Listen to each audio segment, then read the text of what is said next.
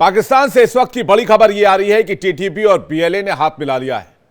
तहरीके तालिबान पाकिस्तान और Baloch liberation army ने साथ आने का फैसला किया है और साथ ही साथ इसकी वजह से पूरे पाकिस्तान में डर का माहौल बना हुआ है। पाकिस्तानी देश छोड़कर भाग रहे हैं। दुनिया को इस बात का पता भी नहीं चलता, लेकिन समंदर के रास्ते भागते हुए ये लोग हादसे का शिकार हो रहे हैं, जिससे पाकिस्तानियों के भागने का पता चल रहा है। यह डर सिर्फ पाकिस्तान की आवाम में नहीं है। पाकिस्तान की सेना तो टीटीपी बीएलए के हमलों से पस्त हो ही गई है, थर थर कांपने लगी है।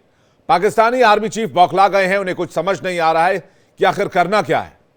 बीएलए और टीटीपी के इस हमले से बचना कैसे है, पाकिस्तान के टुकड़े होने से बचाना कैसे है। पाकिस्तान की आवाम को भी पता चल गया है कि शाहबाज मुनीर से कुछ नहीं होने वाला है, इनके बस का कुछ है ही नहीं, इसलिए लोग अपनी जान बचाकर भाग रहे हैं। और मुनीर और साथ ही साथ पाकिस्तान के प्रधानमंत्री टीटीपी और बीएलए को गीदड़ भभकी देने का काम कर रहे हैं। वो कह रहे हैं कि टीटीपी को कुचल देंगे, वो कह रहे हैं बीएलए को कुचल देंगे, वो कह रहे हैं इनका नामो निशान मिटा दिया जाएगा। लेकिन मैं ये पूछना चाहता हूं, क्या बीएलए 1-2 साल की बात है? अगर आपकी सेना में इतनी ताकत थी, आप में इतनी ताकत थी, तो आपने बीएलए को पहले ही खत्म क्यों नहीं कर दिया? बीएलए ने बलूचिस्तान में पाकिस्तानी आर्मी को जमकर कूटा है, दौड़ा दौड़ा कर पीटा है, कईयों को मार गिराया है। वही अपनी कुर्सी बचाने के लिए एक बार फिर से शाहबाज और मुनीर यह कह रहे हैं कि टीटीपी की तरह ही बलूच लिबरेशन आर्मी पर भी ऑपरेशन किया जाएगा। दरअसल पाकिस्तानी आर्मी को बलूच विद्रोहियों ने घेर कर मारा है, कई जगह अटैक किए हैं, जिसमें पाकिस्तान का ऑफिशियल डेटा है कि 18 सैनिक मारे गए हैं, लेकिन मौत का यह आंकड़ा इससे कहीं ज्यादा बताया जा रहा है। इसी के बाद पाक पीएम शहबाज शरीफ और आर्मी चीफ आसिम मुनीर पर दबाव बढ़ा तो मुनीर ने बलूच विद्रोहियों को गीदड़ भभकी दी। खुद तो कैमरे के सामने नहीं आए, पाक सेना के मीडिया विंग के जरिए बयान जारी करवाया और कहा कि हम अपनी मातृभूमि और इसके लोगों की रक्षा के लिए निश्चित रूप से जवाबी कार्रवाई करेंगे और जब भी आवश्यकता होगी दुश्मन जहां भी होगा उसे मार गिराएंगे। जो गीदड़ भभकी इसलिए कहा जा रहा है क्योंकि बीएलए को आज तक खत्म नहीं कर पाए, टीटीपी को खत्म नहीं कर पाए, इसलिए जो गीदड़ भभकी आई है इसे पाकिस्तान की आवाम भी डरी हुई है, क्योंकि अगर ये एक मारेंगे तो वो 10 मारेंगे। और इस वार पलटवार के सिलसिले में पाकिस्तान की आवाम पिस रही है, डर के साए में जी रही है। आलम यह है कि समंदर के रास्ते पाकिस्तान छोड़ने की कोशिश की जा रही है। जिन नाव हादसे के बारे में पता चला है, जो आंकड़े सामने आए हैं, वो बहुत चौंकाने वाले हैं। कई हादसे तो ऐसे हैं जो कि रजिस्टर नहीं हो पाते हैं, जिनकी बारे में जानकारी नहीं मिल पाती है। अभी 15 जनवरी को स्पेन जा रही नाव मोरक्को के पास पलट गई, 44 पाकिस्तानी नागरिकों की डूबकर मौत हो गई। 4 हफ्ते पहले ग्रीस के तट पर हादसा हुआ जिसमें 40 से ज्यादा पाकिस्तानी मारे गए। 2023 के एड्रियाना नाव हादसे में 300 पाकिस्तानी मारे गए या लापता हो गए, जिनके बारे में कोई जानकारी नहीं है। पाकिस्तान लोगों के लिए नरक बन चुका है, जिसके बाद लोग पाकिस्तान छोड़ देना चाहते हैं। शाहबाज मुनीर अपनी कुर्सी बचाने में लगे हैं, माल समेट रहे हैं, पैसा इकट्ठा कर रहे हैं, क्योंकि इनको पता है कि एक दिन इन्हें भी मुल्क छोड़ना होगा। लेकिन जैसे ही पाकिस्तानियों के पाकिस्तान छोड़ने की खबर आई, शाहबाज सरकार की पूरी दुनिया में किरकिरी हुई, जिसके बाद उन्होंने एफआईए को लोगों की निगरानी के निर्देश दिए। बावजूद इसके लोग पाकिस्तान छोड़ रहे हैं।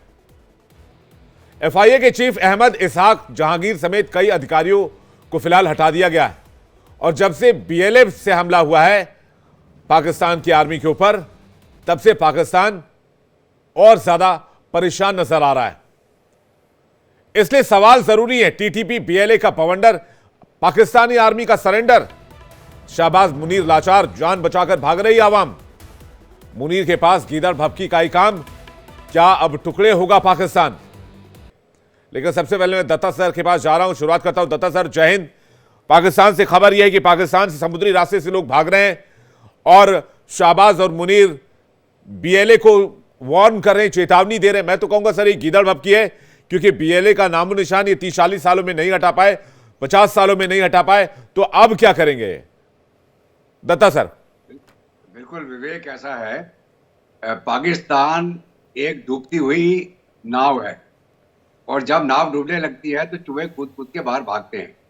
हम पिछले अरसे से बहुत चर्चा कर रहे हैं पाकिस्तान के ऊपर जिस मुल्क के अंदर जगह जगह पे अनरेस्ट है, जगह जगह पे एजिटेशन है, जगह जगह पे हथियारबंद लोग हमला कर रहे हैं, चाहे वो बलूचिस्तान में हो, खैबर पख्तूनख्वा में हो, सिंध में हो, चाहे वो पीओके में हो, चाहे गिलगित बाल्टिस्तान में हो, पूरी अवाम आज के दिन में पाकिस्तान की जो इनकी सरकार है और जो इनकी फौज है उनके खिलाफ लगातार एजिटेट करते हैं। वहां पे लोगों के पास नौकरी नहीं है, खाने को नहीं है, इकोनॉमी डूब रही है। और ये एक मुल्क है जो लगातार अपनी शरारती कार्रवाई से बाज नहीं आ रहा है, घर के अंदर संभल नहीं रहा, और कभी हमारे J&K में वो घुसपैठ कराने की कोशिश करता है, कभी बांग्लादेश में जाके IAS दे के अपने अफसरों को भेज के वहां पे कोई साजिश रचने की कोशिश करता है। तो ये एक ऐसा बेपंदे का लोटा मुल्क है जो जितनी जल्दी टूट जाए उतना ही अच्छा है। और खास करके मेरे को तो पाकिस्तान की अवाम के ऊपर दया आती है, जिसको कि पाकिस्तान की फौज ने लूट के खा रखा है। पाकिस्तान की फौज ने पूरे मुल्क का बेड़ा गर्क कर दिया। वो आज भी सत्ता में काबिज है और पाकिस्तानी अवाम का कोई भला नहीं हो रहा उससे। तो पाकिस्तानी अवाम को इनको निकालना पड़ेगा। अभी जहां तक रहा बलूचिस्तान का सवाल, बलूचिस्तान में इन्होंने एक बड़ा ऑपरेशन चालू किया था जिसका नाम रखा था इन्होंने अज़ब-ए-इंतकाम। बड़ा जी हम चाइना के कहने पे हमने ऑपरेशन चालू कर दिया है, खैबर पख्तूनख्वा में कर दिया, यहाँ कर दिया। जब भी ये कुछ कार्रवाई करते हैं इनको बुरी तरह से पीटा जाता है पाकिस्तान की फौज को। अभी अगर आप देखें जो इन्होंने जब ये एयर अटैक किया था उससे थोड़े दिन पहले 16 पाकिस्तानी मारे थे TTP ने जी। उसके बाद इन्होंने हमला किया, उसके बाद तालिबान ने काउंटर हमला करके फिर मारे पाकिस्तानी, उसके बाद इन्होंने जी और बड़े ऑपरेशन चालू कर दिए वहां खैबर पख्तूनख्वा में। बलूचिस्तान में इन्होंने बोला जी हम अभी बड़ा ऑपरेशन करेंगे और हम इनको खत्म कर देंगे BLA को। BLA ने फिर सर अभी TTP के कुछ लोगों को मारा था, पाकिस्तान के ही लोग थे, TTP के लोग कह के उनको मार दिया और उसके बाद लगा था कि मामला ठंडा हो जाएगा। उधर इन्होंने TTP को मारा, इधर BLA ने इनके फ्रंटियर कॉर्प्स के कैंप पर हमला कर दिया और 18 से ज्यादा पाकिस्तानियों को निपटा दिया। और ये कह रहे हैं 18 सर, खबर तो 50-60 की है। नहीं, TTP ने दोबारा भी हमला कर दिया, 5 और मारे हैं पाकिस्तानी अभी। ये ताजा खबर है जी, ये आप चेक करिएगा। अभी अम्बुश हुआ है वहां पे खैबर पख्तूनख्वा में, वजीरिस्तान के साउथ में। TTP ने 5 मारे हैं और फौजी किया है थोड़ी देर। ये BLA के अटैक के बाद की बात है ये। और जब इन्होंने ये आसिम मुनीर गया वहां पे बलूचिस्तान में बड़ा बोलने के लिए जी हम जो देश के दुश्मन हैं, और इनका जो मीडिया है वह कुलभूषण की फोटो लगा देता है कि देश के दुश्मन। इन्होंने एक हमारा इनोसेंट नेवल अफसर जो ईरान के अंदर अपना बिजनेस चला रहा था उसको इन्होंने वहां से अगवा करके वहां उसके ऊपर वो एक ठप्पा लगा दिया जी ये बलूचिस्तान में ऑपरेशन करवा रहा है, उसकी फोटो लगाता उनका मीडिया। इनको शर्म नहीं आती है? घर के अंदर इनके सांप पले हुए हैं, घर के अंदर ये पिट रहे हैं और फोटो लगाते हैं उस बेचारे अफसर की जिसको इन्होंने अगवा करके वहां। सर ये खबर आ रही है, ये सर KP से खबर आ रही है, खैबर पख्तूनख्वा से खबर आ रही है, आतंकी हमला हुआ है, 5 लोगों की मौत हुई है, सुरक्षा बलों के वाहन को निशाना बनाया गया है। ये TTP ने एक और अटैक कर दिया है, ये सही बात आप कह रहे हैं, इस पर और डिटेल हम फिलहाल मंगा रहे हैं। लेकिन एक बड़ी खबर इस वक्त बता देते हैं दत्ता सर, उसके बाद कर्नल शैलेंद्र भी हमारे साथ जुड़े, उनके पास जाएंगे। बड़ी खबर यह है कि खस्ताहाल पाकिस्तान के लिए एक और बुरी खबर है। लगातार गिर रहा है पाकिस्तान का विदेशी मुद्रा भंडार। ट्रंप के राष्ट्रपति बनने के बाद से अब तक की सबसे बड़ी गिरावट। 20 जनवरी के बाद से 137.2 मिलियन डॉलर की कमी दर्ज की गई है। बड़ी खबर आपको बता दें, पाकिस्तान के लिए एक और बुरी खबर। एक तरफ आतंकी हमले बढ़ रहे हैं तो दूसरी तरफ सरकारी खजाना लुट रहा है। पाकिस्तान का खजाना खाली हो रहा है। 20 जनवरी के बाद से 137.2 मिलियन डॉलर की कमी दर्ज की गई है। कर्नल शैलेंद्र हमारे साथ बने हुए हैं। कर्नल साहब, एक तरफ पाकिस्तान की आवाम मार खाने के लिए मजबूर है, पाकिस्तान की आर्मी मरने को मजबूर है, TTP BLA के आतंकी हमले झेलने को मजबूर है, तो दूसरी ओर कटोरा भी खाली हो रहा है। सर जय हिंद, नमस्कार। आपने बिल्कुल ठीक कहा है और आप पिछले प्रोग्राम में भी बड़ी अच्छी बात आपने कही थी कि एक्चुअली एक कंट्री किस चीज पर नाज करती है, अपने बैकग्राउंड पर नाज करती है कि वो कहां से आए हैं। इनके पास कोई जगह ही नहीं है, बेशर्मी है सिर्फ और कुछ नहीं है। ये इन्हें दी गई थी एक तरह से जिन्ना ने ये सोच के कि हम मुस्लिम इकट्ठे हो जाएंगे, बहुत प्रॉस्पेरिटी लाएंगे, ये आपस में ही लड़ मरे। इन्हें पता ही नहीं चल रहा कि चीजों को कंट्रोल कैसे किया जाए, और उसका सिर्फ और सिर्फ एक रीजन है, किसी पाकिस्तानी से उसके दिल पर हाथ रखवा कर पूछ लीजिए, और वो है कि जो इन्होंने टेररिज्म बोया ये इन्हें ही खा रहा है आज। ये वही टीटीपी है, ये वही सारी ऑर्गेनाइजेशंस हैं जो इनको सबसे ज्यादा डैमेज कर रही हैं। ये अफगानिस्तान में बनने के चले थे खलीफा, और आजकल देख रहे हैं कि खलीफा एक्चुअली है कौन। ये चले थे कि हम बना देंगे गवर्नमेंट हमारे चॉइस की अफगानिस्तान में तालिबान की, और इनको अब लेने के देने पड़ रहे हैं कि ये वही तालिबान है जो बोलता है कि नहीं जी हमारा आपसे कोई संबंध ही नहीं है, हम तो इवन आपका जो डूरंट लाइन की जो बॉर्डर है हम उसे भी नहीं मानते। देखिए ज्यादा बड़ी बात यह है कि आज की तारीख में पाकिस्तान को ये फेस करना पड़ेगा कि क्यों गिलगिट, क्यों खैबर, क्यों सिंध, क्यों बलूच, ये सारी जगहें क्यों उबाल खा रही हैं, क्यों यहां आग लग रही है। ऐसा क्या हुआ है कि इमरान खान की रैलीज के दौरान आपने देखा कि गवर्नमेंट खुद ट्रिपल हो गई, और ये आर्मी जो कह रही है कि खत्म कर देंगे, इनका तो बेचारों का एयरफोर्स स्टेशन जला दिया गया, आर्मी आगे बढ़ ही नहीं पाई। ये मेरे न्यूज नहीं है, ये पाकिस्तान की न्यूज है जो मैं बता रहा हूं कि पाकिस्तान को जब तक ये फेस नहीं करेंगे जी। जितने प्रवक्ता आते हैं, नहीं जी हम तो इकोनॉमिकली हम सबसे टॉप पर हैं। अगर आप टॉप पर हैं तो आप दुनिया की तरफ पैसा क्यों मांगते फिर रहे हो जो दुनिया नहीं दे रही है, आपके अपने लोग नहीं दे रहे हैं जी। चाइना ने ले देकर कब दिया, क्या दिया और उसके बदले में क्या लिया, ये इनको पता है। ये जो बलूच है, जो आपके ग्वादर पोर्ट के ऊपर जो प्रोटेस्ट है, क्यों वो कहते हैं ये हमारा पोर्ट है, और आपने यहीं पर फेंसिंग लगा दी कि सिर्फ चाइनीज एंटर करेंगे, हम एंटर नहीं करेंगे। भाई ये क्या तरीका है? जो चाइना तो उधर अलग डिमांड कर रहा है सर। चाइना कह रहा है कि पीएलए को एंट्री दे दो, पीएलए ही संभाल सकता है बलूचिस्तान और ग्वादर को। यस यस बिल्कुल, क्योंकि पिटेंगे अदरवाइज। चाइनीज मर रहे थे इसलिए था। नहीं तो पीएलए की एंट्री से मामला तो और बिगड़ जाएगा। बलूचिस्तान, बलूच और नाराज हो सकते हैं। आरजू काजमी वरिष्ठ पत्रकार हमारे साथ जुड़ गए हैं। कल शैलेंद्र आपके पास वापस लौट रहा हूं। आरजू, क्या टीटीपी और बीएलए ने हाथ मिला लिया है? आप लोग टीटीपी के खिलाफ ऑपरेशन चलाते हैं तो बीएलए अटैक कर देता है, बीएलए के खिलाफ ऑपरेशन चलाते हैं तो टीटीपी अटैक कर देता है। केपी से अभी खबर आ रही है वहां पर एक अटैक हुआ है, 5 सोल्जर मारे गए वहां पर। जी बिल्कुल, ऐसा ही सिलसिला चल रहा है यहाँ पर, और अलग यही राय कि टीटीपी और बीएलए ने आपस में हाथ मिला लिया है। लेकिन जाहिर है कि जब पॉलिसीज ठीक नहीं बनाएंगे, और जब इन्हीं लोगों को पहले सपोर्ट किया गया था, तब तो किसी ने सोचा नहीं। वो जो कहते हैं ना, नज़दीकी फायदे से पहले दूर का नुकसान सोचना चाहिए। तो जिस वक्त इस तरह की ऑर्गेनाइजेशंस को बनाया गया पाकिस्तान में और सपोर्ट किया गया, उस वक्त शायद इन्होंने ये नहीं सोचा था कि ये हमारे ही सर के ऊपर पड़ जाएंगे। क्योंकि ये तो जनरल परवेज मुशर्रफ की बुक में और इंटरव्यू में भी है कि उन्होंने कहा कि हमने जिहादी तैयार किए थे अफगानिस्तान के लिए, हमने बनाए थे कश्मीर के लिए, लेकिन अब वही लोग हमारे ही सर के ऊपर ढोल बजा रहे हैं। तो अब क्या किया जा सकता है? जाहिर है कि जो मारे जा रहे हैं, चाहे वो उनको टेररिस्ट कहिए या कुछ कहिए, हैं तो वो भी पाकिस्तानी सिटीजन ही, चाहे वो बीएलए के हों, चाहे वो आप टीटीपी को कह लीजिए, तहरीक तालिबान पाकिस्तान है ना उनका नाम, तो उससे क्या मतलब समझ में आता है किसी को भी।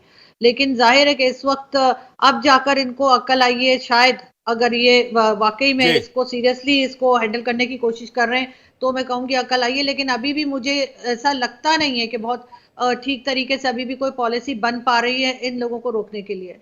नहीं, ये बलूच लिबरेशन आर्मी और बलूचिस्तान के साथ क्या हिसाब किताब है? वो कहते हैं कि भाई हमें हमारे हाल पे छोड़ दो, और पाकिस्तान कहता है कि नहीं, बलूचिस्तान में जो रिसोर्सेज है वो सब कुछ उसका दोहन हो रहा है। बलूचिस्तान वाले कहते हैं ये लड़ाई है किस बात की बलूचिस्तान में? देखिए, बलूचिस्तान में तो एक लड़ाई ये भी है कि वो लोग, बलूचिस्तान के लोग नाराज हैं पाकिस्तान की गवर्नमेंट से। वो कहते हैं जी हमारे राइट हमें नहीं दिए जाते। वो ये कहते हैं कि उनके जो भी रिसोर्सेज होते हैं वो पंजाब पहुंचा दिए जाते हैं। मिसिंग पर्सनस का इशू है वहां पर, और कई दूसरी चीजें हैं जिसको लेकर वो नाराज हैं। और वहाँ के जो अपने लोग हैं, यानी कह लीजिए जो वहाँ के सरदार वगैरह हैं या वहाँ के जो पार्लियामेंट के लोग हैं, वो भी अपने ही जेबें भरने में लगे रहते हैं, और वो भी उन लोगों की बात नहीं सुनते, उनके लिए कोई काम नहीं करते। तो ऑब्वियसली मैं सबको सपोर्ट नहीं कर रही हूँ बीएलए को, लेकिन मैं ये बता रही हूँ कि बलूचिस्तान में जो है वहां के अपने लोग परेशान और नाराज हैं, बिल्कुल गवादर को लेकर भी वो नाराज हैं और दूसरी चीजों को लेकर भी हैं। तो गवर्नमेंट को चाहिए कि उनके साथ बैठें, बातचीत करें, डायलॉग करें, जो उनकी डिमांड्स हैं उनको सुना जाए, जो जायज डिमांड्स हैं उनको पूरा किया जाए, बजाय इसके कि इस किस्म के ऑपरेशन से फायदा तो कोई नहीं है। दोनों तरफ लोग मारे जा रहे हैं और दोनों तरफ अपने ही लोग हैं। बिल्कुल। हुमायूं इकबाल शमी पाकिस्तान से इस वक्त हमारे साथ जुड़ रहे हैं, जो कि अध्यक्ष है PEF के। सज्जाद बुखारी हमारे साथ जुड़ रहे हैं, जो कि जर्नलिस्ट हैं पाकिस्तान के। कर्नल शैलेंद्र कुछ कहना चाह रहे हैं, उसके बाद दोनों मेहमानों का रुख करेंगे। कर्नल शैलेंद्र। सर मैं 10 सेकंड लूंगा कि आरजू जी की बात जो उन्होंने कहा कि वो नाराज है, और आपने पूछा क्यों नाराज है। उनके यहाँ लूट मचा रखी है आपने उनके नेचुरल रिसोर्सेज को ले जाने की। आपने वहां पर आतंक मचा रखा है कि किसी भी तरह की डेवलपमेंट नहीं करेंगे, तो वो पब्लिक क्या करे।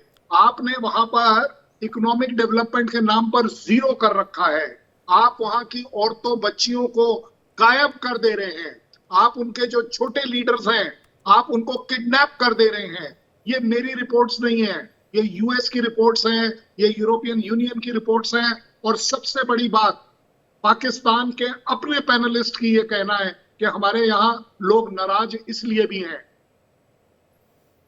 जी, मैं सज्जाद बुखारी जी के पास जा रहा हूं। पाकिस्तान की बर्बादी को बड़ा वो नमकीन के साथ, चाय के साथ एंजॉय कर रहे हैं। सज्जाद बुखारी साहब, स्वागत है आपका पैनल पे। आपको अगर आवाज आ पा रही हो। जी बिल्कुल विवेक जी, आ रही है। अस्सलाम वालेकुम और नमस्कार सर। नमस्कार। आपने कहा था कि भाई हम TTP वालों को सबक सिखाएंगे, BLA वालों को सबक सिखाएंगे, चुन चुन का बदला लिया जाएगा। खबर आ रही है, जरा ब्रेकिंग न्यूज चला के दिखाइए। सज्जाद बुखारी जी को खैबर पख्तूनख्वा में अटैक हुआ है, 5 लोग मारे गए हैं, 4 सोल्जर, 1 सिविलियन है। ये तो आप लोगों ने एक तरह से जंग शुरू कर दी है। मतलब BLA और TTP जंग लड़ रही के साथ जंग शुरू हो चुका है पाकिस्तान का, पाकिस्तानी आर्मी का। सज्जाद बुखारी जी। विवेक जी, आपने जो है मेरे चेहरे की जो मुस्कुराहट है उसके जो मुहर्रिकात जानना चाह रहे हैं, तो पहले मैं वो आपको बता दूं। क्योंकि हम मुस्कुराते इसलिए कि आपको पता है जब भी हमारा कोई फौजी जवान शहीद होता है तो उसका वालिद जब उसके ताबूत को वसूल करते हैं उसकी तदफीन के लिए, तो उस पर हम सब सिलाली परचम से उसको लपेट कर मुस्कुरा के, क्योंकि शहीद जो है, हम कहते हैं कि शहीद कभी नहीं मरता और वो अपने मादरे वतन के लिए जो है जाम शहादत नोश करता है। तो पहली बात तो ये है। दूसरी बात ये है कि कर्नल साहब अभी थोड़ी देर पहले जो है, हमेशा जब भी गुफ्तगू करते हैं और आएं बाएं शाएं मारते हैं, उनके पास कोई स्टेटिस्टिक्स नहीं होते, कोई उनके पास आदाद शुमार नहीं होते। ये मुझे बताएं कौन सा इंडिपेंडेंट, कौन से इंडिविजुअल नाम बता दें जिसने कहा हो कि बलूचिस्तान के लोगों को उनके हकूक नहीं दिए जा रहे हैं। उस इदारिये का उसकी रेफरेंस मुझे दे दें, उसका नाम मुझे बता दें। उस दिन भी मैंने आपको कहा जब तक किसी बात का पता ना हो तो आदमी जो है इस तरह हिंदुस्तान के वासियों के लिए सेंटीमेंट का इस्तेमाल ना करें। उनको जो है आप बहका सकते हैं, लेकिन मेरे पास स्टेटिस्टिक्स होते हैं। तो मैं आपको इसमें जरा क्लियर कर दूं कि बलूचिस्तान जो है वहां पर हमने अभी से नहीं, बलूचिस्तान में आपको मैंने पहले भी बताया था KG से लेकर जब रशियन वार हुई थी तब उनके 2 जो एजेंट थे उन्होंने 10 साल तक, उस वक्त 3500 की तादाद थी यहाँ पे, जिनको बलोच सेपरेटिस्ट का नाम दिया गया था। 5 इंसर्जेंसीज चलाई गई, उसमें 4 इंसर्जेंसीज जो है उसके रूहे रवां आप थे। और कल भी कुछ दिन पहले भी अब्दुल मजीद और 5 जवानों ने जो है वो आप लोगों पे ये इल्जाम लगाया है कि आप लोग जो है पाकिस्तान के खिलाफ हमें इस्तेमाल करने के लिए टेलीफोन पर राब्ते भी करते रहते थे, और जो दीगर आका हैं जो आप लोगों की माँ पर जो है वो इंग्लैंड में बैठे हुए अपने बच्चों को पढ़ा रहे हैं, खुद शॉर्ट्स पहने हुए हैं, और यहाँ पर जो है वो लोग जो है वो अपनी जिंदगी गुजार रहे हैं। बलूचिस्तान का चीफ मिनिस्टर हमेशा बलोच रहा है, बलूचिस्तान का गवर्नर हमेशा बलोच रहा है। कौन बलूचिस्तान की आजादी की बात कर रहा है? मेरी बात आपने कर्नल साहब सुननी है, फिर उसके बाद आप जो जवाब दें मैं आपको बिल्कुल इंटरप्ट नहीं करूंगा, ठीक है? हमारे बलूचिस्तान में मेरी बात सुनिए, एक सारावान है, सुन लेना, सुन ले फिर बोल देना। एथिक्स नहीं होते कि सुन ले, पहले सुन ले फिर बोल देना, फिर आप बोल देना जो आपने कविता सुनानी है, फिर आपने जो कविता सुनानी है सुना लीजिएगा। बलूचिस्तान जो है, सुन ले, अब आप सच नहीं सुनना चाहते ना बलूचिस्तान, हिंदुस्तान के वासियों को सच सुनने दें, हिंदुस्तान के वासियों को सच सुनने दें। आपको एक्सपोज करता हूं मैं। सबसे पहली बात ये है यार, सुन लेना, सुनने का हौसला रखे, सुन बर्दाश्त करें, सुनने का हौसला रखे। तैयार नहीं है। सुनने आप का जब हौसला आप- रखें। भाई साहब let me intervene let me intervene colonel साहब सजाद बुखारी प्लीज एक सेकंड सजाद बुखारी एक सेकंड एक तो ये आईएसआई सुनिए विवेक जी मेरा जवाब आने दे। सजाद बुखारी जी आईएसआई का डोजियर पढ़ रहे थे आप इसलिए कर्नल साहब ने आपको बीच में रोका। ये पाक आर्मी का डोजियर था जो आप पढ़ रहे थे, पाक आर्मी का डोजियर पढ़ रहे थे। अभी हमने आपको कली बलूच नेता की कहानी बताई थी जिन्होंने पिछले साल अगस्त में इतनी बड़ी सभा बुलाई थी जिसकी सभा आप लोगों ने नहीं होने दी। आप पाकिस्तानी सेना का डोजियर ना पढ़ें, आप सच्चाई कबूल करें। मेरी ऑडियो कम ना कीजिएगा, मेरा जवाब पूरा सुनिएगा, मेरी ऑडियो बंद ना कीजिएगा, प्रोड्यूसर साहब को कह दीजिएगा। आपका कोई ऑडियो बंद नहीं कर रहा है सजाद बुखारी जी, लेकिन आप पाकिस्तानी सेना और आईएसआई का डोजियर मत पढ़िए, आप जवाब दीजिए। बलूचिस्तान में एक सारावान है, एक झालावान है। सारावान को लीड कर रहे हैं नवाब असलम रेसानी जो कि चीफ मिनिस्टर बलूचिस्तान रहा है, वो वहां का नवाब है। दूसरा है सारावान झालावान का नवाब सनाउल्लाह ज़ेरी चीफ मिनिस्टर रहा है और आप भी ज़ेरी ट्राइब उसको लीड कर रहे हैं। पाकिस्तान की मेन स्ट्रीम की पॉलिटिक्स कर रहे हैं, पीपल्स पार्टी में है, एक जमीयत उलमा इस्लाम में भी रह चुके हैं। उसके बाद आप आ जाए वड का इलाका जो मकरान डिवीजन के साथ लगता है, बिरावी बोलने वाले तमाम जो लैंग्वेजेस हैं और बाकी उनको जो लीड कर रहे हैं वो सरदार अख्तर मेंगल हैं, वो भी मेन स्ट्रीम में है, वो मेंबर है, पार्लियामान की सियासत कर रहे हैं।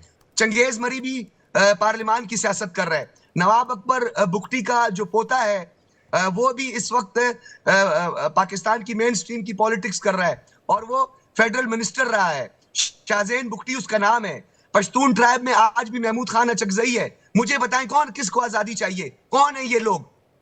चंगेज मरी तो मरी ट्राइब को लीड कर रहे हैं, वो यहाँ पे बैठा है। शाहजेन वहां पे बैठा है। कौन आजादी मांग रहे हैं? ये आप लोगों के चंद लोग हैं जिनको आप फाइनेंस करते हैं, जिनको आप लोग जो है मुख्तलिफ तरीकों से जो है अफगानिस्तान के जरिए भी आप करते रहे हैं। हो गया। अरे भाई साहब हो गया, आपका आईएसआई का डोजियर खत्म हुआ कि नहीं हुआ ये बताइए। आपका आईएसआई का डोजियर खत्म हो गया? पाकिस्तानी आर्मी का डोजियर पढ़ दिया? आईएसपीआर ने जो आपको बंद लिफाफे में दिया पढ़ दिया आपने? मैंने आपको नहीं रोका ना। नहीं दिया, मुझे आरएसएस ने नहीं दिया है, मुझे आरएसएस ने कुछ भी नहीं दिया। बलूचिस्तान में इतनी अमनो चैन है, इतने ही सब कुछ बढ़िया है, इतना ही सब कुछ ठाठा है, तो भाई वो आपको ठोक क्यों रहे हैं, आपको मार क्यों रहे हैं, वो आपको पीट क्यों रहे हैं, वो आपको निशाना क्यों बना रहे हैं? खैबर पख्तूनख्वा में सब कुछ इतना बढ़िया तो टीटीपी को फिर चाहिए ही क्या? पाकिस्तान इतना बढ़िया गुलदस्ता है तो ये आतंकवादी घटनाएं क्यों हो रही हैं? ये आप यहीं पर एक्सपोज हो जाते हैं। आपने एक डीजी आईएसपीआर का एक डोजियर उठाया, आप पढ़े और आपने हमें सुना दिया। अरे भाई साहब दुनिया को बताइए ये हमले क्यों हो रहे हैं? आप झूठ बोलते हुए भी शर्म नहीं खाते हैं सजाद बुखारी जी। जब आप झूठ बोलते हैं तो थोड़ा सा एतराज तो कीजिए, कम से कम ऊपर वाले से डरिए। ये हमले क्यों हो रहे हैं? बीएलए वाले अटैक क्यों कर रहे हैं आपको? टीटीपी वाले अटैक क्यों कर रहे हैं आपको? बताइए, आप इसका कोई जवाब है? क्यों कर रहे हैं? जो पाकिस्तान में मेनस्ट्रीम की राजनीति कर रहे हैं, आप सरासर झूठ बोल रहे हैं। आपकी बनाई हुई है, आप सरासर झूठ बोल रहे हैं। अगर इतनी शांति है, इतनी मेनस्ट्रीम की राजनीति है तो फिर इनको अटैक नहीं करना चाहिए। बुरहान वानी का नाम ही काफी है आप लोगों के लिए यार, आप क्या बात करते हो यार? ये आया आपका असली चेहरा, ये आया। मैं इसी का इंतजार कर रहा था। मैं इस पर आरजू काज़मी का रिएक्शन चाहूंगा, उसके बाद में हुमायूं साहब के पास। बस मैं यही चाह रहा था। अभी आप हाफिज सईद का भी नाम लेंगे, अभी आप मसूद अजहर का भी नाम लेंगे, अभी आप दाऊद इब्राहिम का भी नाम लेंगे, अभी आप उसामा बिन लादेन का भी नाम लेंगे, अभी आप सबका नाम लेंगे। मैं यही चाह रहा था बस, मैं यही चाह रहा था बस। आप एक्सपोज हो गए। आपने जैसे ही बुरहान वानी बोला आपका गेम ओवर हो गया सर। बुखारी साहब, you are finished, you are done. Arzoo Kazmi से एक रिएक्शन उसका हुमायूं सर आपके पास, और कर्नल साहब आपके पास आ रहा हूं। देखें, मैं ये कह रही हूँ कि हर कोई वहां पर ये नहीं कह रहा कि पाकिस्तान से अलहदा हो जाना है, लेकिन लोग अपनी चीज़ों की डिमांड ज़रूर कर रहे हैं। जो वहाँ के रिसोर्सेज हैं, मैंने जैसे कहा कि वो दूसरे सूबों में चले जाते हैं, दूसरे प्रोविंसेस में दे दिए जाते हैं, उनको नहीं दिया जाता। जहाँ तक सज्जाद बुखारी साहब का ताल्लुक है, बड़े अच्छे जर्नलिस्ट हैं, मेरे कोलीग भी रह चुके हैं। और एक बार मैं कोई साल 1.5 साल पहले इनके एक शो में गई थी पीटीवी के, तो ये कोई 7-8 मिनट मुझे सिर्फ ये बताते रहते कि मुझे क्या नहीं बोलना है। उसके बाद सज्जाद बुखारी साहब की हिम्मत नहीं हुई मुझे बुलाने की। मैं झूठ नहीं बोल रही सज्जाद, आप मुझे ये बताते रहते कि मुझे क्या नहीं बोलना है आपके चैनल पे बैठ के। तो ये आरजू, तो हाल है you are इनका, done, तो बेचारे सज्जाद बुखारी, you are कैसे done, सही you are बोलेंगे, तो exposed, आप अंदाजा you are लगाइए। finished। यार ये बताओ, आरजू को कितनी तनख्वाह दे रहे हो यार? किसके पेरोल पे काम कर रही है? हो मुझे गया, तो हो लगता है गया, तुम हो गया। पेरोल पर आ गई है। हो गया सज्जाद बुखारी जी, ये किसी को भी ग्रे पेंट कर देते हैं आप लोग। कोई यूट्यूबर उठ के कह दे कि भाई भारत तरक्की कर रहा है, पाकिस्तान नहीं कर रहा है, तो उसको क्या है भाई, ये लोग जो है ये रॉ वाले फंड कर रहे हैं इनको, ये रॉ वाले आज पैसा अगर पहुंचा रहे हैं इनको। मैं और सज्जाद एक ही चैनल पे काम भी करते रहे हैं, हम दोनों शो किया करते थे। उसके बाद जब ये पीटीवी में गए, वहां पर जरूर ये मुझे डिक्टेशन दे रहे थे कि मुझे क्या बोलना चाहिए और क्या नहीं बोलना चाहिए। नहीं, ये आज भी लेकिन बात डिक्टेशन सारी देते ये हैं। है कि आप अगर सही बात झूठ बोल करेंगे रही तो सज्जाद झूठ वहां पे बोल लोग रही है। डिमांड्स कर रहे हैं ना, आरजू क्यों ना रोड पे करो, बैठे? देखो, डॉक्टर आरजू महारंग देखो। बलोच क्यों आई थी Islamabad? Doctor Mahrang Baloch Islamabad press club के बाहर क्यों बैठी थी? वो ये तो नहीं कह रही थी कि वो सेपरेट तो होना मिलने गई चाहती थी है उससे? पाकिस्तान से, वो अपनी डिमांड मारंग दे रही थी लांगों ना। से मिलने मिसिंग गई पर्संस थी? का इशू है, नहीं, मारंग मिसिंग लांगों से पर्संस का मिलने इशू गई है या थी? नहीं है? बताइए मिसिंग मारंग, पर्संस का इशू है या नहीं मैं है? अभी आपको कोई बताऊं, आदमी अब सुन मिसिंग लो। नहीं है बलोचिस्तान अब से, सुन लो, क्या आरजू बात तुम कर भी रहे हैं सुन लो। आप? अब ठीक तुम भी है, सुन लो थोड़ा ना, सा आरजू एक कर दफा ले सुन लो लिया, ना। घुमा लिया करें, अब मगर तुम भी बहुत सुन लो। ज्यादा लोग नहीं बिलीव अब तुम करेंगे। भी सुन लो। अब तुम भी सुन लो। तुम पाकिस्तान में एक ऐसे छोटे चैनल में प्रोग्राम करती थी जहां तुम मुझे तज्जियाकार बुलाती थी और कहती थी 2 गेस्ट भी लेते आना, मेरे प्रोग्राम में अच्छा। कोई मेहमान नहीं होता। याद करो, ठीक, याद अच्छा, करो। इतना बुरा तुम वक्त अभी था जुमा मेरा? जुमा 4 दिन हुए हैं, तो जुमा सोचिए जुमा 4 जरा दिन हुए हैं, ना कि तुम्हारा कोई इदारा इतना है, छोटा ना चैनल था और तुम्हारा फिर कोई भी आप इदारा आ है, ना जाते थे। तुम्हारा कोई चैनल है, ना तुम्हारा कोई इदारा है, ना आप तुम्हारा लोग कोई आप लोग चैनल है। देखिए, अपनी मैं कमरे में सज्जाद बैठ बुखारी के जी तुम प्लीज, प्रोग्राम करती हो। नहीं ये मैं देखिए, मेरे सारे गेस्ट मेरे लिए सज्जाद बहुत बुखारी इंपॉर्टेंट है यहाँ साहब, पर, मैं आपकी तरह और जूते मेरी पॉलिश तरह नहीं करती हूँ। आपको उनका रेस्पेक्ट, उनको भी रेस्पेक्ट देना होगा, हर मैं पैनलिस्ट आपकी को तरह रेस्पेक्ट देना जूते होगा। पॉलिश कल करके चैनल पे जी, नहीं पहुंची हूँ, अपनी हमें मेहनत मत से आई हूँ, लड़ाओ जहाँ यार। तक भी आई हूँ। बिल्कुल सही हमें बात मत लड़ाओ है। यार। सज्जाद बुखारी जी, आप एक्सपोज हो गए। आपने मेहरंग हमें बलोच मत का लड़ाओ। नाम सुनते ही आपके जो है वो बताइए ना, हड्डियां डॉक्टर कांपने महारंग लगी होंगी बलोच आपके। क्या करने आई थी इस्लामाबाद में? आपके अस्थि पंजर हिल रहे होंगे, आपकी हड्डियां हिल रही होंगी मैं मेहरंग तो बलोच का नाम बाहर सुनकर। उन्होंने अपना कर्नल शैलेंद्र कुछ कहना चाह रहे हो? उसके हुमायूं सर आपके पास आ रहा हूं। कर्नल शैलेंद्र मैं 10 सेकेंड जी सर। हाँ, विवेक जी, मेरे को आपसे दरखास्त ये है कि इंडियन सोसाइटी के हिसाब से किसी भी लेडी की इज्जत के साथ खेलना, किसी दूसरे को हक मत दे, पहली बात।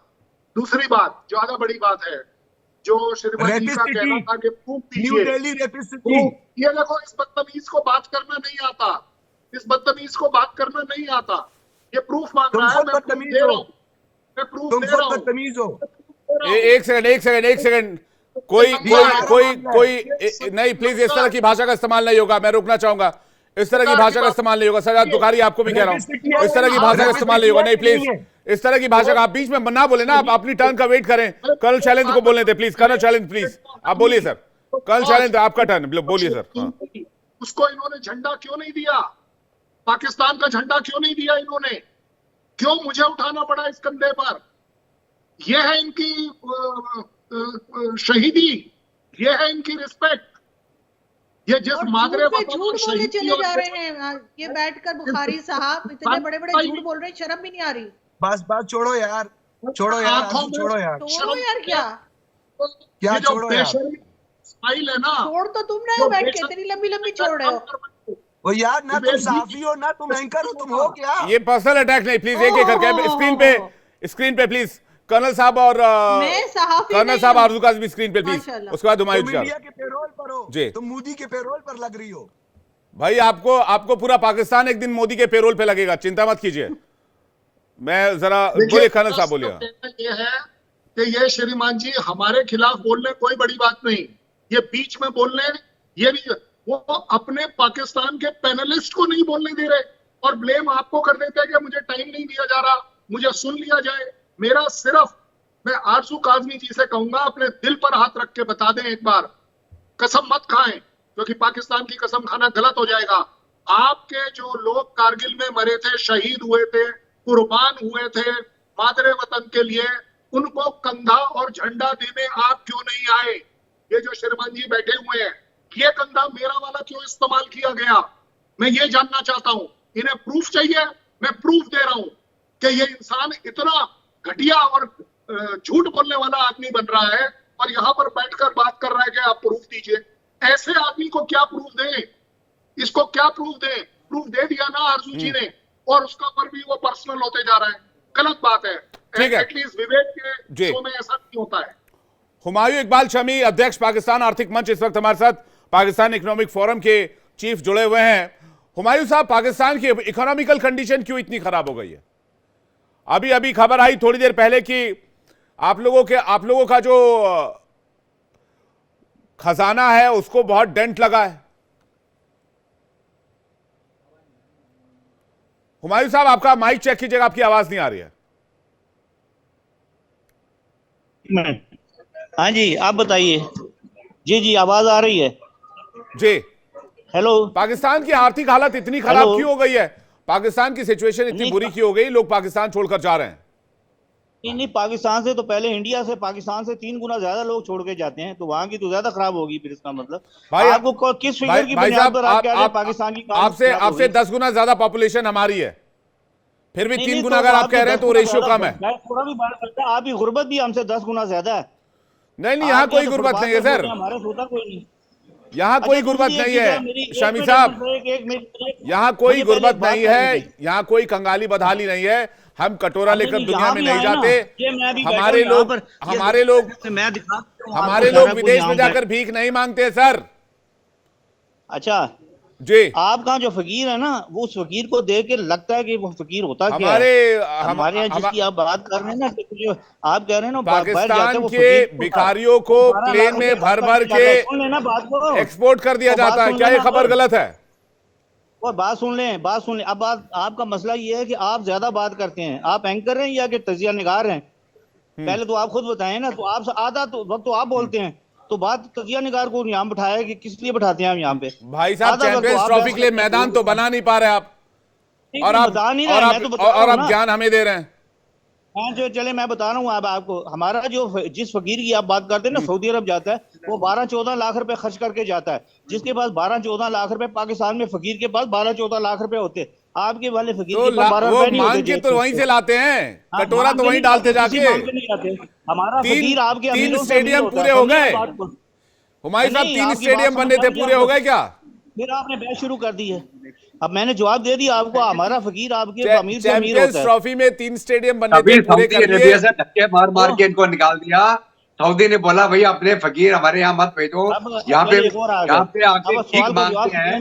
ये बड़े शर्म की बात है। आप फकीर बता रहे हैं, आपके फकीर इतने अमीर है, तो फिर आप क्यों जाते हैं वर्ल्ड बैंक में, IMF के पास? कभी इधर हाथ जोड़ते हैं, कभी उधर जोड़ते हैं। वो खुद आते हैं। इतना अमीर है पाकिस्तान, तो फिर बात ही क्या है? आप सारी जगह पे अपने फकीर भेज दीजिए ना।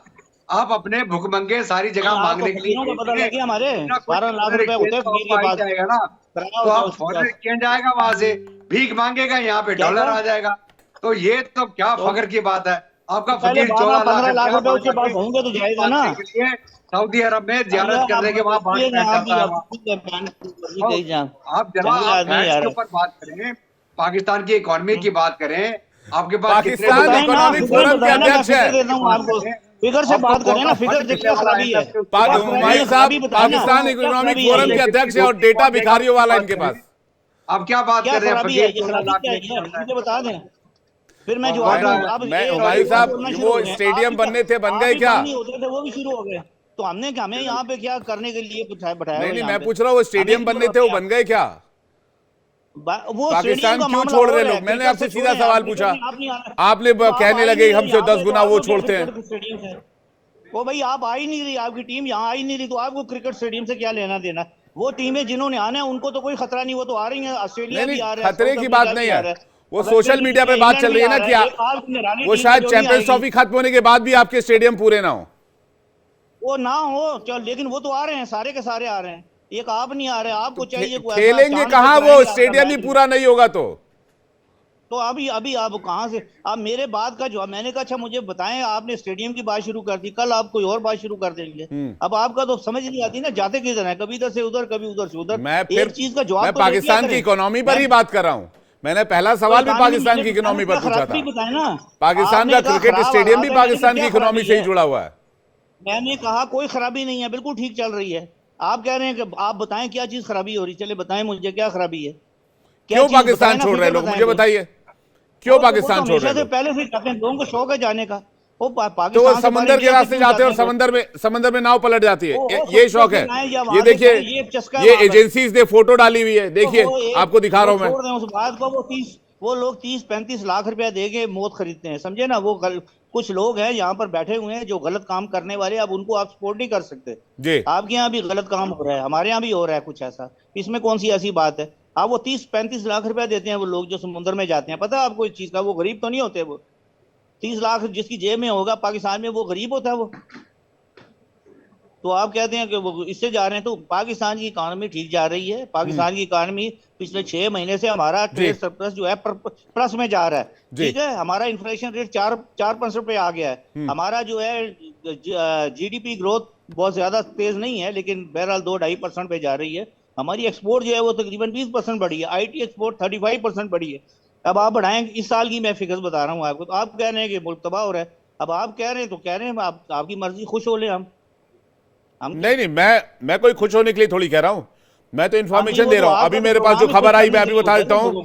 आपका विदेशी मुद्रा भंडार गिर गया है। ट्रंप के राष्ट्रपति बनने के बाद इसमें और गिरावट दर्ज की गई है। 20 जनवरी के बाद से 137.2 मिलियन डॉलर की कमी दर्ज की गई है आपके विदेशी मुद्रा भंडार में। एक साल में हमारी जो स्टॉक एक्सचेंज है ना, वो दुनिया में सेकंड नंबर पे हाईएस्ट ग्रोथ हुई है उसकी। दुनिया में अर्जेंटीना की नंबर 1 है और दूसरे नंबर पे पाकिस्तान की हुई है ग्रोथ। आपकी स्टॉक एक्सचेंज दुनिया में दूसरी नंबर की है। हाँ जी, अर्जेंटीना के बाद पूरी दुनिया में, पूरी वर्ल्ड में आप निकाले, स्टैटिस्टिक्स निकालें जी। मैं इस पर आरजू का रिएक्शन चाहूंगा जी। आरजू का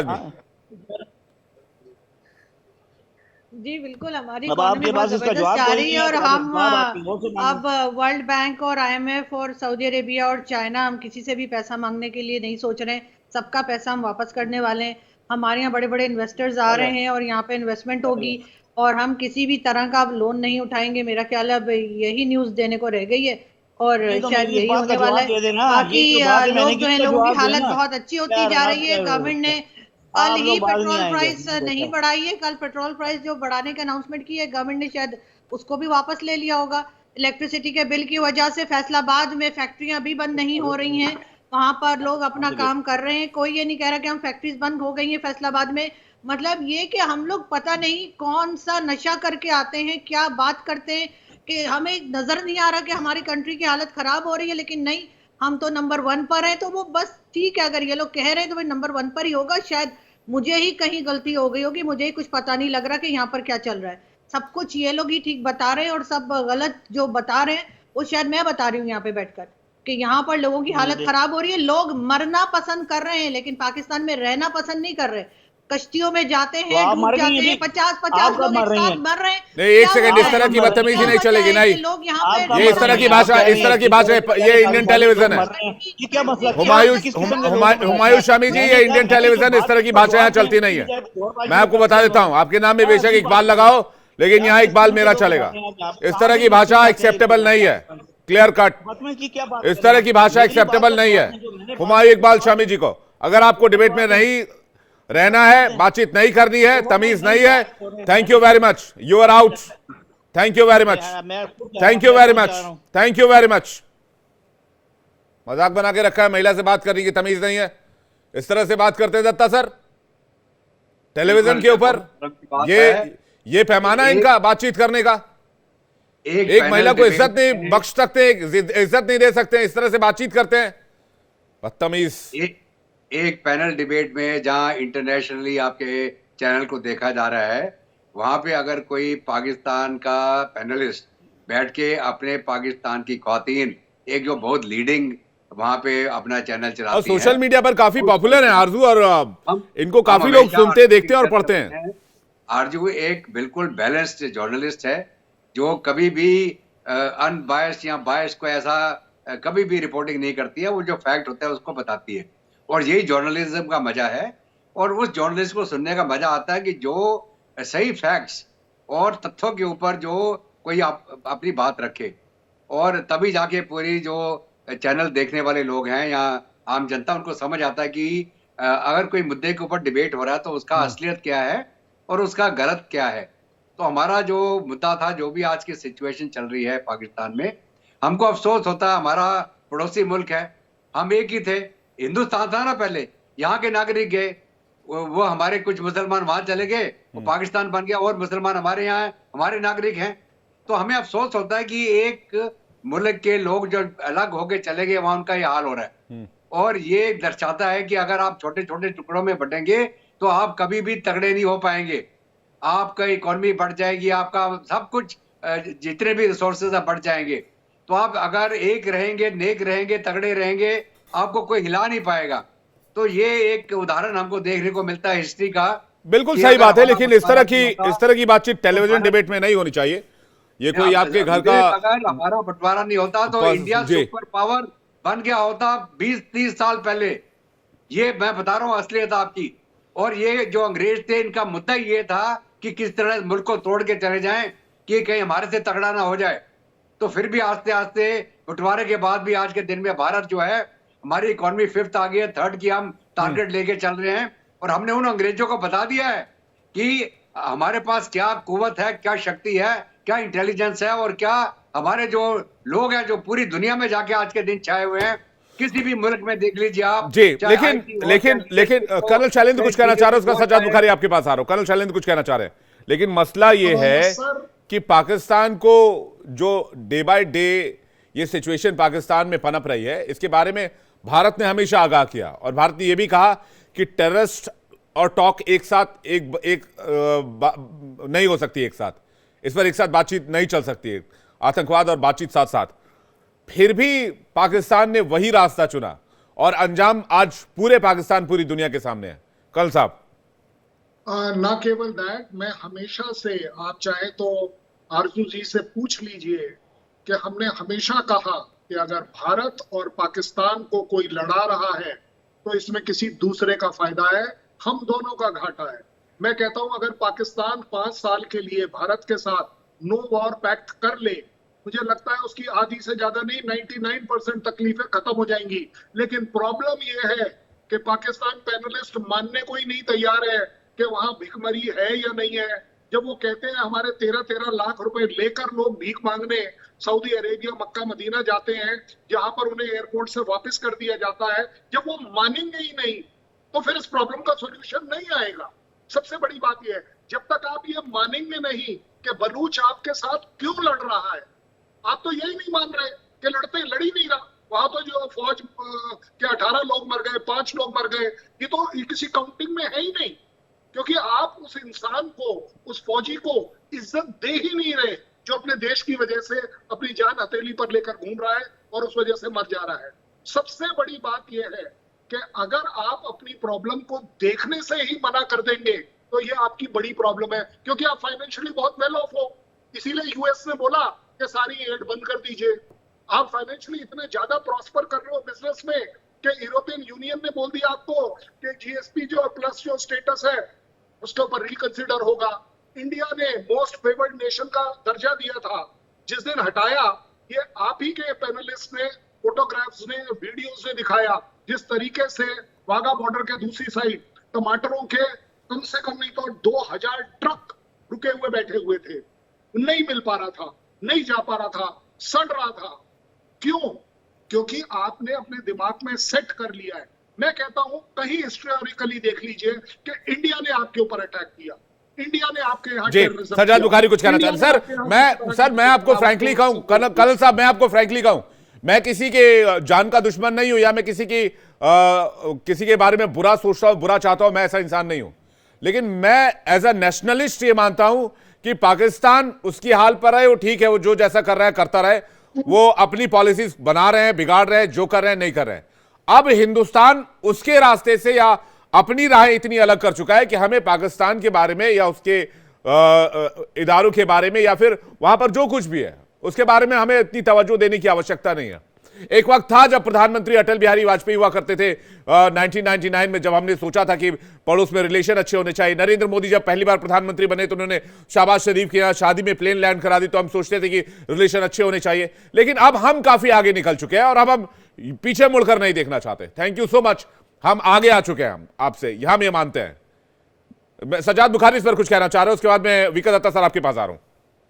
विवेक जी, आपने आज बहुत अच्छी बात की है। सबसे पहले मेरी आपसे एक छोटी सी गुजारिश होगी, कर्नल साहब ने जितना बोला है मुझे बगैर इंटरप्ट किए आधा उतना टाइम दे दें, पूरा भी टाइम ना दे दें। आपने बहुत अच्छी बात की और आपने ये कहा कि किसी के मुल्क के इंटरनल जो अफेयर्स हैं उसमें मदाखलत नहीं करनी चाहिए, तो ये बहुत अच्छा हुआ कि बर वक्त आपको इस चीज़ का एहसास हो गया। और मैं बार बार मुतअद्दिद बार ये कह चुका हूँ। आज जब आपकी डिबेट का आगाज हुआ तो मुझे बताया गया कि बलूचिस्तान के हवाले से डिबेट होगी, तो मैं दो बातें करना चाहूँगा।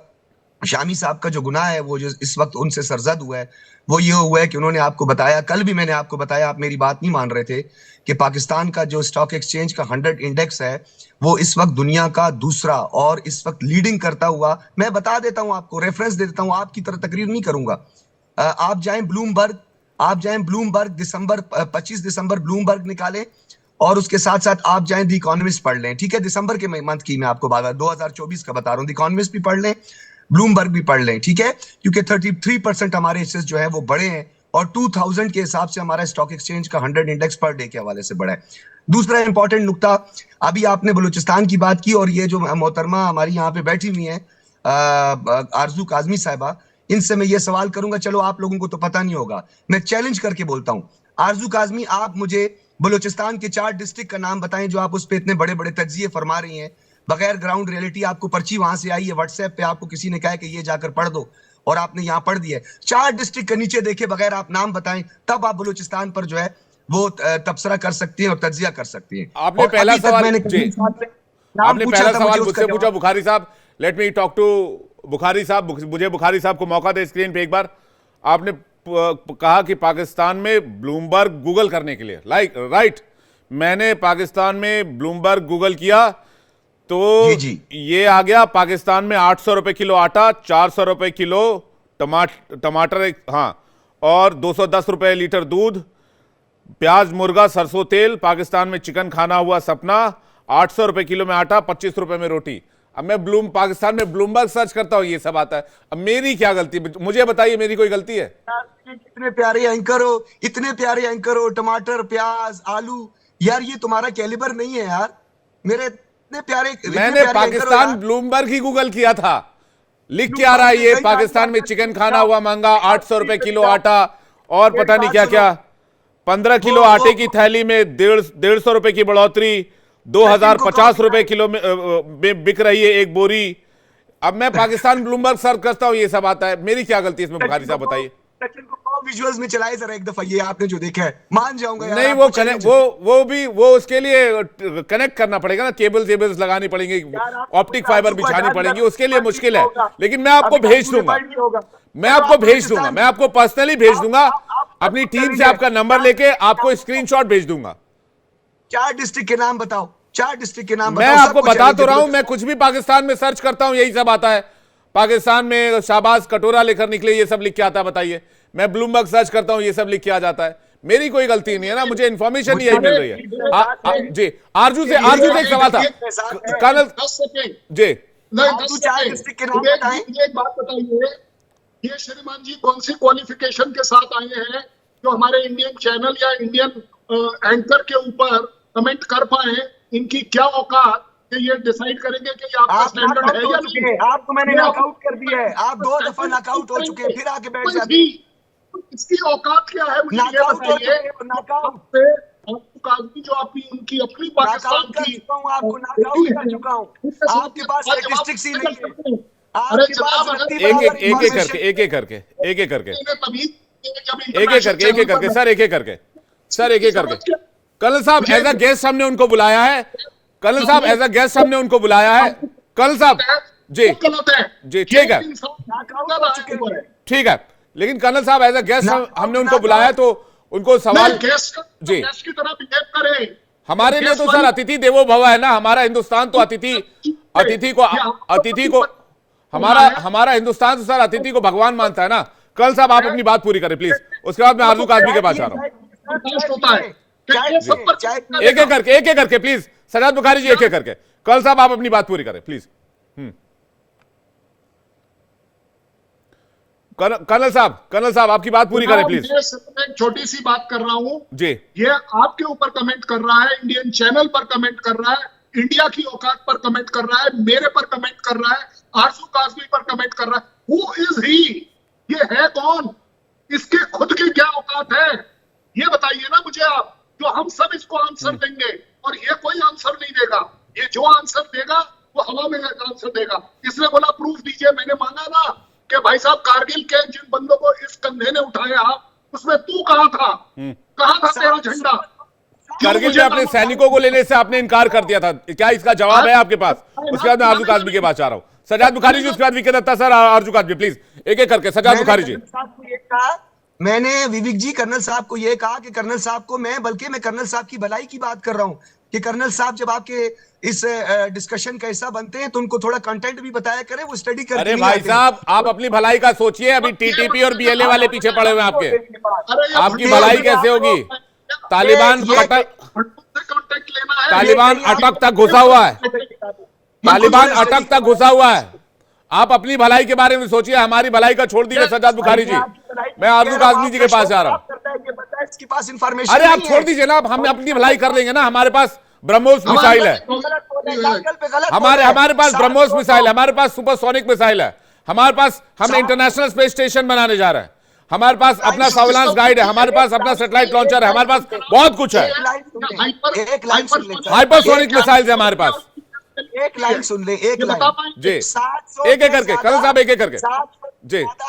भारतीय फौजों को कारगिल में हमने जो है वो नाको चने चबवा के छोड़ दिया। आपने फौज को मरने के बाद आपने वहां से फौज को उठाना का जरूरी नहीं समझा, और आज भी आप वही कह रहे हैं। जो बीएलए और टीटीपी के हाथों मारे जा रहे हैं, आज भी आप उनको नहीं उठाकर लाना चाहते हैं और कहते हैं भाई वो तो शहीद हुए हैं, उन्होंने पाकिस्तान के लिए सर्वोच्च बलिदान दिया। ये बात तो हम मानते हैं, हम जानते हैं, लेकिन आप नहीं जानते क्योंकि आप प्रैक्टिकल नहीं है।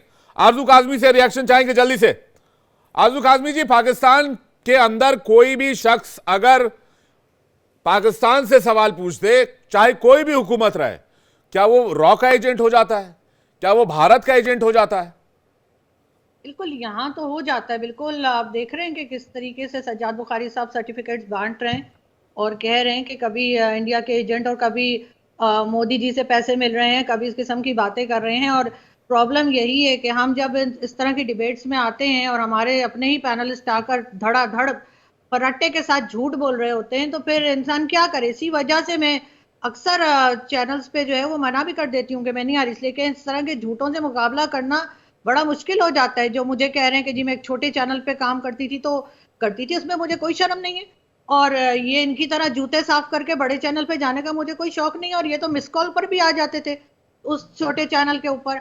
तो अब अगर ये किसी को ये बोल देंगे कि जी वो तो जर्नलिस्ट ही नहीं है, आप तो कभी जर्नलिज्म में रही ही नहीं है, तो ये बात इनको आप देख सकते हैं कि इनको क्योंकि सच बर्दाश्त नहीं होता। मुझे बता देना कि महारंग बलोच किस बात का प्रोटेस्ट कर रही हैं। महारंग बलोच साहिबा पूरे महारंग बलोच से डर इनको इतना क्यों लगता है? मैं ये एक सवाल जल्दी से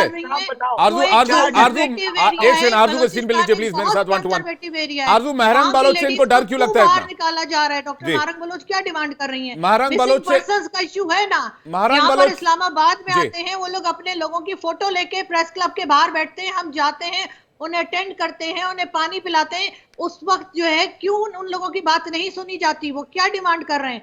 वो अलग होने की बात तो नहीं कर रहे, वो तो सिर्फ मिसिंग पर्संस के इशू को लेकर हाईलाइट करना चाह रहे हैं। उनके लोग गायब हैं, उनके ऊपर कोई काम नहीं किया जा रहा, और अगर कोई बात करे तो जी हम तो गद्दार हो गए और हम तो इंडियन एजेंट हो गए और हम तो निकल जाएं। ये तो इसी किस्म की बातें करते हैं। इसी वजह से मैं कहती हूँ अपने आप शो का कोई स्टैंडर्ड रखें। आप किसको बुला रहे हैं पाकिस्तान से, देखें तो उनको बात करनी आती है या नहीं आती है। जो साहब अभी छोड़कर गए शो, मैं इनको जानती तक नहीं हूं और ये पता नहीं क्या क्या बोल रहे थे बैठकर। नहीं, वो पाकिस्तानी इकोनॉमिक फोरम के जो भी शख्स जुड़े थे, मैं माफी चाहूंगा, उन्होंने जो भी आपके ऊपर कमेंट किया है, जो भी आपके ऊपर सवाल पूछा, इसके लिए मैं तहे दिल से माफी चाहता हूं, क्योंकि मैं जानता हूं कि किसी के लिए भी, खासकर महिलाओं के लिए, इस तरह की भाषा का इस्तेमाल नहीं होना चाहिए और पूरा सम्मान होना चाहिए। और मेरे पैनल में चूंकि मैंने आमंत्रित किया था उनको भी और आपको भी, तो उनकी तरफ से मैं आपसे माफी चाहता हूं। आरजू काज़मी जी, फिलहाल आप सभी मेहमानों का बहुत बहुत धन्यवाद हमारे साथ जुड़ने के लिए।